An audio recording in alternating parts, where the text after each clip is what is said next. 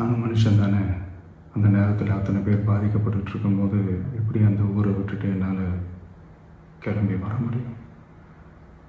நான் திரும்ப அங்கே போகணும்னு இருந்துச்சுன்னா அதை ஒரு காரணம் காட்டி அங்கே வேறு சில பதட்டமான சுச்சுவேஷன்ஸ், வேறு சில அசம்பாவிதங்கள் அந்த மாதிரி எதுவும் நடந்துடக்கூடாதுன்றதுக்காக தான் நான் அவாய்ட் பண்ணேன்.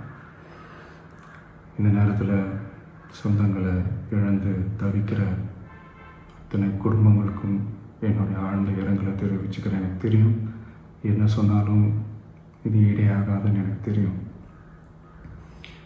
ஹாஸ்பிட்டலில் ட்ரீட் பண்ணிகிட்ருக்கிற எல்லாருமே சீக்கிரமாக க்யூர் ஆகி வரணுன்றதை இந்த நேரத்தில் நான் வேண்டிக்கிறேன். கூடிய சீக்கிரமே உங்கள் எல்லாரையும் நான் சந்திக்கிறேன். இந்த நேரத்தில் எங்களுடைய வலிகளை, எங்களுடைய நிலைமையை புரிஞ்சுக்கிட்டு எங்களுக்காக பேசின அரசியல் கட்சிகளை சார்ந்த நண்பர்கள், தலைவர்கள் அனைவருக்கும் என்னுடைய நன்றியை தெரிவிச்சுக்கிறேன். கிட்டத்தட்ட ஒரு 5 மாவட்டத்துக்கு பிரச்சாரத்துக்கு போனோம். இந்த மாதிரி எதுவுமே நடக்கல. ஆனால் கரூரில் மட்டும் ஏன் எப்படி நடக்குது?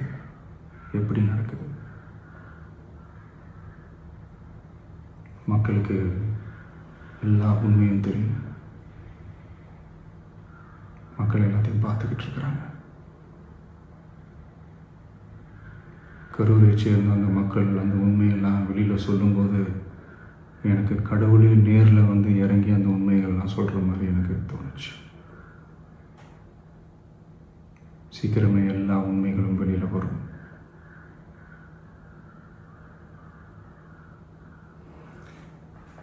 எங்களுக்கு தரப்பட்ட இடத்துல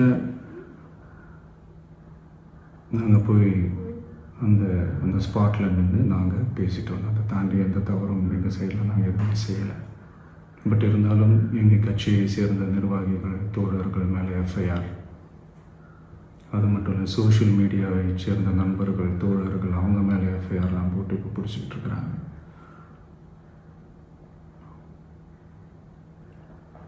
சிஎம் சார், உங்களுக்கு ஏதாவது இந்த பழி வாங்கணும் அப்படின்ற எண்ணம் ஏதாவது இருந்துச்சுன்னா என்ன வேணாலும் பண்ணுங்க. அவங்க மேலே கை வைக்காதீங்க. நான் ஒன்று வீட்டில் இருப்பேன், இல்லை நான் ஆஃபீஸில் இருப்பேன். என்ன வேணாலும் செய்யுங்க.